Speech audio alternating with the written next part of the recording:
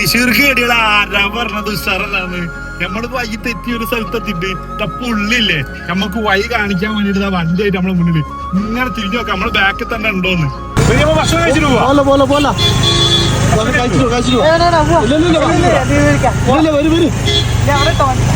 കഴിച്ചിട്ട് പോവാ.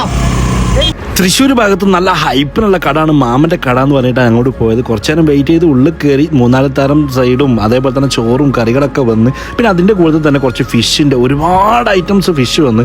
സത്യം പറയാലോ നമ്മൾ 3 പേര് ഫുഡ് കഴിച്ച് നാടൻ ചോറിന് ഏകദേശം വരുന്നത് 70 രൂപയാണ്.